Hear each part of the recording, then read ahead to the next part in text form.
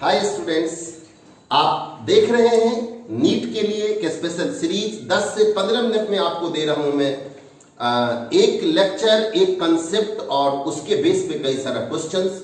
और I hope कि आप अब एंजॉय करेंगे। आपके अंदर जो मन में डर रहता है केमिस्ट्री के, खास के कैलकुलेटिंग पार्ट से, वो डर को मैं खत्म करूंगा आप लोगों को। इतना आप जान लीजिए कि अगर टोटल मेरे लेक्चर्स को आप देखते रहेंगे तो जो आपके अंदर एक डर रहता है क्वेश्चंस नहीं बनने का, कैलकुलेटिंग क्वेश्चन से जो आप पीछे हटते रहते हैं, मुझे लगता है आप एंजॉय करेंगे। मैंने पीछे आपको प्लैंक्स क्वांटम थ्योरी के बेस पे काम किया था।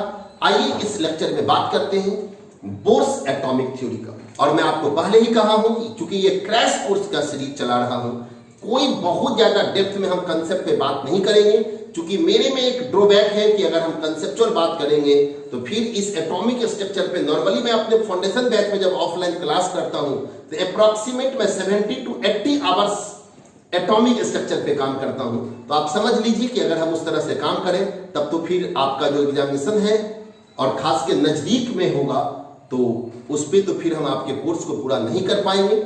लेकिन हम जो एक्चुअल फैक्ट है, जो क्वेश्चन का जहां से एरिया है, उस एरिया को पिक करके हम उस पर कंसेप्ट देंगे और आपसे क्वेश्चन बनने लगेगा। इतना आप जान के चलिए इस लेक्चर में हम लोग बात करते हैं कि बोर्स एटॉमिक थ्योरी का कैलकुलेशन टॉपिक दिया हूं, application of Bohr's atomic theory. मैं बोर्स का मॉडल छोड़ दिया हूं। बोर्स ने ऑर्बिट का कंसेप्ट दिया मॉडल में, आपको याद होगा। ऑर्बिट एंगुलर मोमेंटम का कंसेप्ट दिया, वो भी आपको याद होगा। उन्होंने कहा ऑर्बिट है, ऑर्बिट का संख्या इनफिनाइट है, वह सेलेक्टेड पाथ होता है, सर्कुलर पाथ होता है। उसमें इलेक्ट्रॉन का ऑर्बिट एंगुलर मोमेंटम के बारे में बोला, जो मैं बोल देता हूं कि mvr इक्वल टू nh/2π। मैं आगे क्वांटम नंबर्स में उस पॉइंट को लेना भी है मुझे। तो mvr इक्वल टू nh/2π। उन्होंने कहा कि दो एनर्जी लेवल का डिफरेंस क्वांटाइज होगा, जो प्लैंक क्वांटम थ्योरी के कंसेप्ट को यहां पे उन्होंने यूज किया। लेकिन फिलहाल हम टॉपिक जो लिए हैं वो लिए हैं application of Bohr's atomic theory. और आप अपने दिमाग पे रखना कि बोर का एप्लीकेशन जो भी है, जो काम अभी हम करेंगे, आपको आगे बोर्स एटॉमिक थ्योरी पे मैं छोटा छोटा 5 वीडियो डाल रहा हूं। क्यों डाल रहा हूं? आपको मैं एक बार रेडियस ऑफ ऑर्बिट कैलकुलेशन कराता हूं, ये क्वेश्चन का एरिया है। Velocity of electron in atomic orbit का कैलकुलेशन कराइए, ये भी क्वेश्चन का एरिया है। Energy of electron in atomic orbit, इसकी चर्चा होगा। Ionization energy of one electron system, ये आप जो पीरियोडिक टेबल और केमिकल बॉन्डिंग में आयोनाइजेशन एनर्जी पढ़ते वो नहीं है, ये एक इलेक्ट्रॉन सिस्टम का एग्जैक्ट कैलकुलेशन है। इसी से जुड़ के ये आएगा। और उसके बाद एक बहुत ही मेजर बात जिसका नाम है हाइड्रोजन स्पेक्ट्रम। अलग अलग सेक्शन पे अलग अलग वीडियो लेंगे, लेकिन सबसे पहले बोर्स एटॉमिक थ्योरी के बारे में मैं आपको बता दूं। ये भी एक क्वेश्चन का एरिया है कि बोर्स एटॉमिक थ्योरी जो होता है वह सिर्फ और सिर्फ 1 इलेक्ट्रॉन वाले पे एप्लीकेबल होता है, यानी उसी स्पीशीज पे एप्लीकेबल होगा जी जिसके पास सिर्फ और सिर्फ एक इलेक्ट्रॉन हो।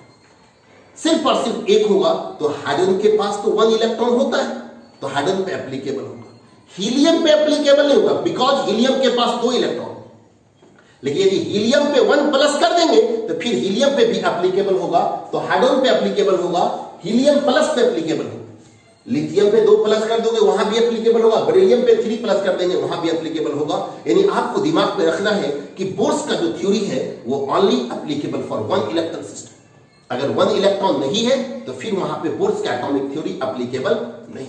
आइए, एप्लीकेशन तो 1 इलेक्ट्रॉन वाले पे है, लेकिन एक बात मुझे लगता है आप सब जानते होंगे, लेकिन फिर से आप कॉन्फिडेंट में आइए। एटॉमिक नंबर जो होता है वो प्रोटॉन का नंबर होता है। एटॉमिक नंबर प्रोटॉन का नंबर, यानी Z is equal to P। आप कहोगे हम लोगों ने पढ़ा है Z equal to P is equal to P is equal to E, वो न्यूट्रल एटम में होता है। एटॉमिक नंबर एक्चुअल में प्रोटॉन का नंबर है। तो अगर इस सब स्पीशीज पे बोर्स एटॉमिक थ्योरी एप्लीकेबल होगा, उस एप्लीकेशन के दौरान अगर हाइड्रोजन का Z लोगे, Z that means atomic number, तब तो 1 है। हीलियम प्लस का Z 2 ही ले, क्योंकि जो एटॉमिक नंबर है। ओके सर, यहां इलेक्ट्रॉन 1 है, इलेक्ट्रॉन 1 है, बट प्रोटॉन यहां भी 2 है। लिथियम प्लस प्लस का Z 3 लेंगे, बेरिलियम पे 3 प्लस का Z कितना लेंगे? 4 लेंगे। इस बात को दिमाग में रखिए। और आइए अब हम शुरुआत करते हैं। पहला पॉइंट कि हम रेडियस ऑफ ऑर्बिट, बोर्स के एप्लीकेशन में ऑर्बिट के रेडियस का कैलकुलेशन करेंगे, लेकिन याद रहे एक बार फिर से बोल दूं कि वो calculation only applicable for one electron system, one electron system के बारे में वो एप्लीकेबल होगा। और ये जो आप देख रहे हैं ये सब पे एप्लीकेबल होगा, लेकिन ये सब एप्लीकेशन के दौरान हाइड्रोजन का Z1 लेंगे, हीलियम प्लस का Z2 लेंगे, लिथियम प्लस प्लस का Z3 लेंगे और बेरिलियम पे 3 प्लस का Z कितना लेंगे, 4 लेंगे। लेकिन याद रखिए सबके पास इलेक्ट्रॉन का संख्या कितना है, 1 है। आइए अब हम लोग बात करते हैं रेडियस का कैलकुलेशन। हम यहां पे पूरा डेरिवेशन नहीं लेंगे, लेकिन कुछ कंसेप्ट के साथ फार्मूला और उसके बाद फिर उस पर प्रैक्टिस। तो आइए अब हम आप लोग के सामने ऑर्बिट के रेडियस का कैलकुलेशन कराते हैं। थोड़ा सा कंसेप्ट भी देता हूं। देखो यहां पे आप गौर से देखिएगा, एक मैंने क्या किया, एटम को माना है, यहां न्यूक्लियस है, न्यूक्लियस का चार्ज प्लस जेडी लिया। प्लस जेडी का मतलब है Z be the atomic number of one electron system and plus E be the charge of one proton. यहां पे इलेक्ट्रॉन है जो ऑर्बिट में मूव करता है सर्कुलर पाथ पे। सर्कुलर पाथ पे अगर कोई भी सिस्टम मूव करेगा उसके स्पीड वेलोसिटी को आप हमेशा टेंजेंट से दिखाएंगे। तो वेलोसिटी को मैंने टेंजेंट से दिखाया, भी माना। यहां इलेक्ट्रॉन का मास m है और ये इलेक्ट्रॉन जिस पे आप जानते हैं कि नेगेटिव चार्ज होता है और अंदर ये न्यूक्लियस पे पॉजिटिव चार्ज है, तो ये पॉजिटिव और इलेक्ट्रॉन के नेगेटिव चार्ज के बीच इलेक्ट्रोस्टैटिक फोर्स ऑफ अट्रैक्शन लगेगा। तो Jd²/r², Jd²/r², ये Jd²/r² होगा, ये इलेक्ट्रोस्टैटिक फोर्स ऑफ अट्रैक्शन होगा। और ये जो फोर्स है, इस फोर्स को सेंट्रीफ्यूगल फोर्स एग्जैक्टली क्या करता है, बैलेंस करता है mv²/r। ये दिस इज सेंट्रीफ्यूगल फोर्स जो आप लोग फिजिक्स में पढ़े होंगे। ये दोनों को इक्वेट करके मैंने यहां भी लिखा है कि Jd²/r² is equal to mv²/r। और ये जब कैलकुलेट करोगे, कैलकुलेशन में क्या आएगा कि mvr equal to nh/2π orbit angular momentum का कंसेप्ट लेके कैलकुलेट होगा। हम डेरिवेशन नहीं दिखा रहे हैं। जब डिराइव किया जाएगा तो रेडियस का एक्चुअल फार्मूला ये n² h² 4π² mjd का स्क्वायर, इससे कोई मतलब नहीं है, लेकिन एक्चुअल फार्मूला ये है। इसमें आप गौर से देखो, n वेरिएबल है, this is orbit number, first orbit, second orbit, third orbit. तो n को मैंने अलग कर लिया, z is atomic number of one electron system. Hydrogen के लिए 1 लेंगे, हीलियम प्लस के लिए 2 लेंगे, लिथियम प्लस प्लस के लिए 3 लेंगे। तो ये दोनों वेरिएबल को लग किया। बाकी h Planck constant 4π, mass of electron, charge of electron, ये प्लैंक कांस्टेंट है। जब आप इसको कैलकुलेट करोगे तो आफ्टर कैलकुलेशन ये 0.53, हालांकि एग्जैक्ट होता है 0.529, तो 0.53 10⁻⁻8 cm, और ये -8 cm को एंगस्ट्रम लिखा, यानी फार्मूला बन के रेडी है। ये r equal to n² into 0.53 angstrom. और आपको अब ये बात याद रखना है। देखो दोस्त, यदि आप रिजल्ट चाहते हैं, कुछ बात तो कुछ क्या, बहुत सारी बात आपको दिमाग में रखना पड़ेगा। मेरा काम है एक अलग ढंग से आपके सामने रखना, लेकिन एग्जाम तक तो आपको लेके जाना है। मेरा आपका यहाँ पे इंट्रोडक्शन हो रहा है और इस चीज को आपको बचा के रखना है, और तभी आप एग्जाम में रिजल्ट दे पाएंगे। तो ये हम्बल रिक्वेस्ट कि मैं बोला कि रेडियस के फॉर्मूला को आप जानिए कि r equal to n² into 0.53 angstrom. r का वैल्यू n² into 0.53 एंगस्ट्रम है, जहां पे n ऑर्बिट नंबर है, z एटॉमिक नंबर है। ऑर्बिट नंबर यदि फर्स्ट ऑर्बिट होगा तो इनका वैल्यू 1 होगा, सेकंड होगा तो 2 होगा, थर्ड होगा तो 3 होगा। जेड की बात करेंगे, हाइड्रोजन जब भी रहेगा तो हाइड्रोजन का जेड हमेशा 1 होगा, हीलियम प्लस के लिए जेड हमेशा 2 होगा, लिथियम प्लस प्लस के लिए जेड हमेशा क्या होगा, 3 होगा। तो एक बार फिर से बोल दूं, रेडियस का फॉर्मूला हम लोग के सामने है, r equal to n² into 0.53 angstrom. Radius का फॉर्मूला हम लोग के सामने है, r is equal to n² into 0.53 angstrom. आइए इसके बेस पे कुछ बात करते हैं। आपको जो ऑब्जेक्टिव आता है, ये आता है कि किसी, देखो यहाँ पे r इक्वल टू n², अगर मैं z को कांस्टेंट रख दूं, यहां पे लेता हूं z constant, z is constant. अगर z कांस्टेंट कर दे, z कांस्टेंट मतलब किसी एक स्पेसीज के लिए, जैसे हाइड्रोजन है तो z हमेशा 1 है, सॉरी हाइड्रोजन है z ऑलवेज 1 है, तो हाइड्रोजन का z हमेशा 1 होगा, वो कांस्टेंट होगा। तो अब कहता है कि radius proportional to n²। Radius क्या होगा, n² के प्रोपोर्शनल। यानी अगर आपको कोई कह दे r1/r2, तो r1/r2 बराबर n1²/n2²। यानी r1/r2 जो होगा, अगर पहला दूसरा कर दे फर्स्ट सेकंड, तो 1/4 हो जाएगा। बात समझ में आ रही है, स्क्वायरिंग है। तो r प्रोपोर्शनल टू n², यानी n बढ़ेगा तो रेडियस बढ़ेगा, लेकिन किस रूप में, स्क्वायरिंग के फॉर्मूले। कब, ये जब z कांस्टेंट होगा। अब देखो, अब यहां पे लिखता हूं n कांस्टेंट। n कांस्टेंट मतलब ऑर्बिट नंबर कांस्टेंट। आप देखो इसमें एक कंसेप्ट देखिए आराम से, एन मतलब एन, जैसे मान लो सेकेंड ऑर्बिट लिया, तो सेकेंड ऑर्बिट अगर हाइड्रोजन का ले लो, हीलियम प्लस का ले लो, लिथियम प्लस प्लस का ले लो, अगर सबका एन कांस्टेंट कर दो ऑर्बिट नंबर से, तो किसका रेडियस बड़ा होगा, जिसका जेड छोटा होगा। मतलब सेकेंड ऑर्बिट अगर हाइड्रोजन का है, हीलियम प्लस का है, लिथियम प्लस प्लस का है, तो सेकेंड ऑर्बिट हाइड्रोजन का जो होगा वो ज्यादा बड़ा होगा हीलियम प्लस के रिस्पेक्ट में और लिथियम प्लस प्लस के रिस्पेक्ट में। क्यों? क्योंकि आपके सामने है रेडियस जो है 1/z है, अगर z बढ़ेगा तो रेडियस घटेगा, रेडियस घटेगा किसी पर्टिकुलर ऑर्बिट के। तो ये दो चीज आपको क्वेश्चन के रूप में आता है, अभी हम दिखाएंगे भी क्वेश्चन। अब आइए जो मेजर सेक्शन को मैं एक फॉर्मूला को एक लाइन में तोड़ता हूं। फॉर्मूला था आपका r = n² इंटू 0.53 एंगस्टर। आप क्या करिए, सब वेरिएबल को एक साथ ले जाइए, तो rz/n² कांस्टेंट। आप लिखोगे r1 z1/n1² = r2 z2/n2। तो r1/r2 जो होगा देख लीजिए, इसको n1 का स्क्वायर बाय n2 का स्क्वायर इंटू z2/z। आप अगर ये दिमाग पे रख लेते, देखो ये इतना ही बात, रेडियस का फॉर्मूला और इसी फॉर्मूला से तोड़ के मैंने ये और ये लिखा है, तो आपका रेडियस के बेस पे जो ऑब्जेक्टिव आएगा वो आपसे बनेगा। मैं आपको देता हूं, लेकिन दिमाग को उसके लिए आपको रखना पड़ेगा कि r1/r2 = n1² इंटू z2/z। एक बार फिर से बोल दो, r1/r2 = n1² into z2/z।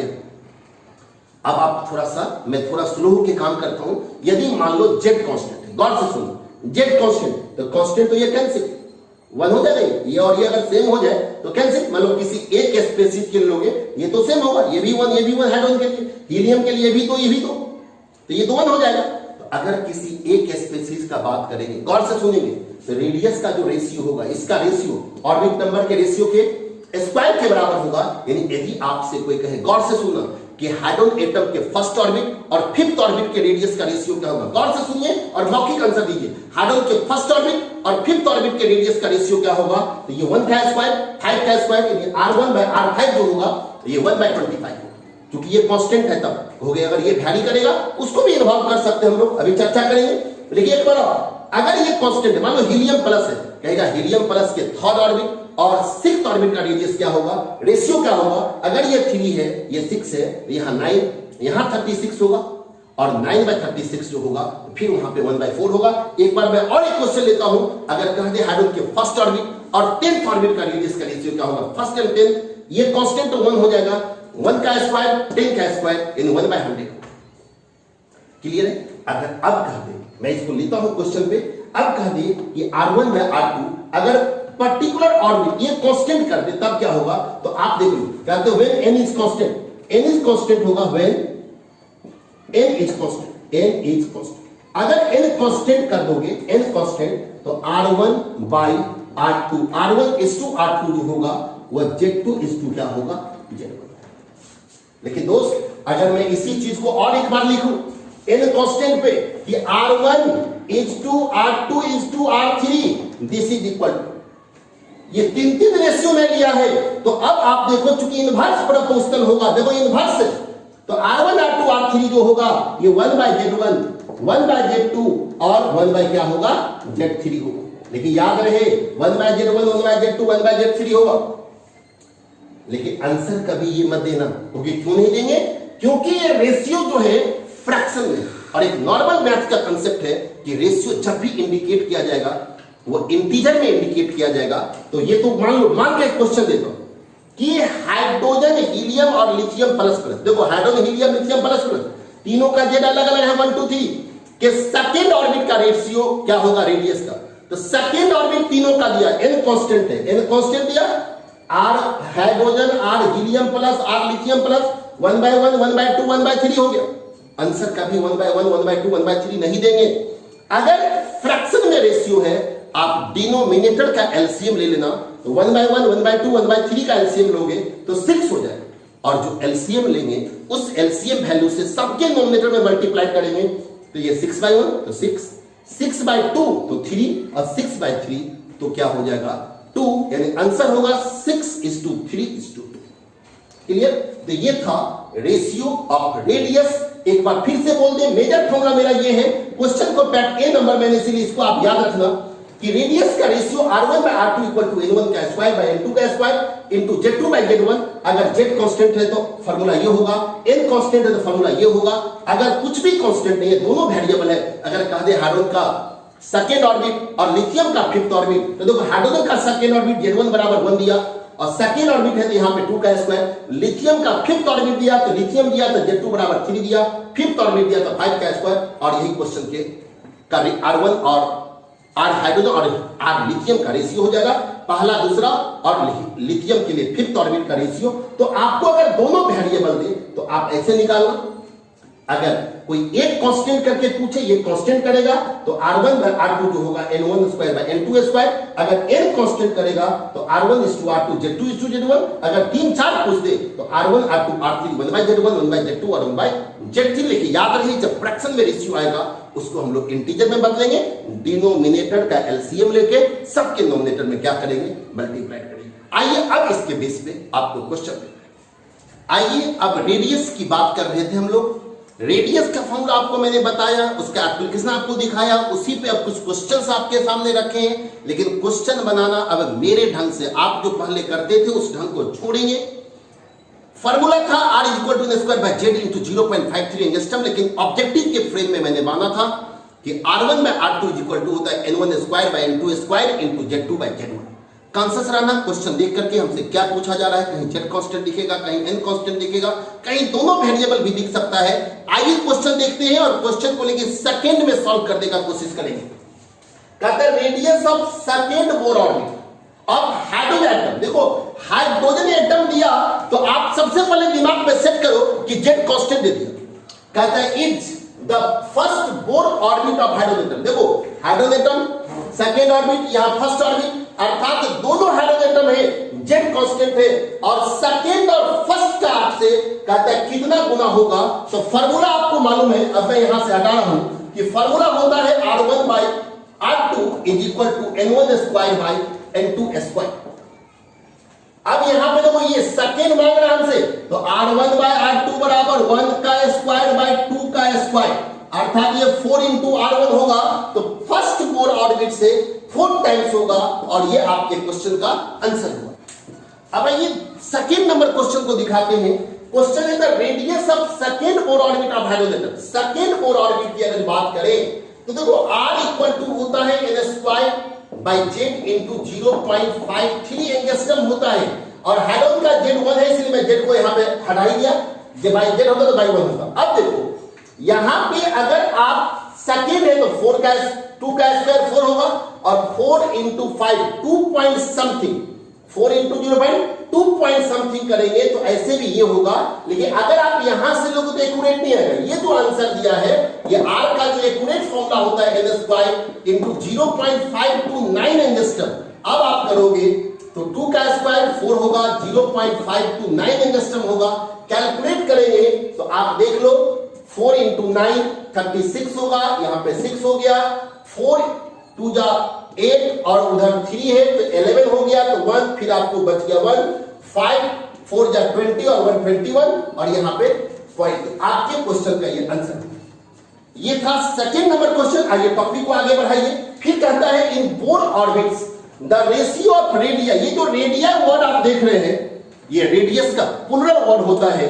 The in Bohr orbits the ratio of radii of first 3 orbits of as counted is, first 3 orbit कहता है 1 2 3, तो सिंपल है रेडियस जो रेशियो का होगा, रेशियो ऑफ रेडियस जो फर्स्ट 3 ऑर्बिट का 1 का स्क्वायर 2 का स्क्वायर इस टू 3 का स्क्वायर, यानी 149 के रूप में आएगा। तो अब आप ऑप्शन में देख लीजिए 149 यहां पे आंसर है। फिर कहता है in if the radius of first Bohr orbit be r nought then radius of third Bohr orbit क्या होगा, r1 इक्वल टू आपको r0 दिया है और कहता है कि थर्ड का क्या होगा। तो अब बताओ r equal to n square into 0. यहां पे आप लगा दोगे r0 तो यहां पर हो जाएगा 3 का स्क्वायर, तो 3 का जो स्क्वायर होगा ये हो जाएगा आपको 9r0, यानी अभी आपके क्वेश्चन का आंसर होगा यहां पे 9r0 आप लगाएंगे तो ये कैसे हुआ। देखो फॉर्मूला है r equal to n square by z into 0.53, ये पूरे का वैल्यू R0 लिया था, कोई भी होगा तो n का स्क्वायर, और वो भी यहां 1 है तो जितना सेकेंड होगा 2 इंटू 1, इतना के जगह पे, इतना पूरे के जगह पे मैंने R0 रख दिया, और थर्ड के लिए क्या किया, 3 का स्क्वायर इंटू R0 यानी 9R0। ये था रेडियस का कैलकुलेशन। अब आपको अगले सीरीज में मैं आपको बताऊंगा इलेक्ट्रॉन का वेलोसिटी क्या होता है ऑर्बिट में, लेकिन इस लेक्चर में इतना ही। आप अब कहीं से जाके प्रैक्टिस कीजिए, आपका ऑब्जेक्टिव क्वेश्चन नीट लेवल का बनना ही बनना है, आप प्रैक्टिस कीजिए तब आपको पता चलेगा। लेकिन आप अगला लेक्चर में देखिए आप velocity of electron in atomic orbit.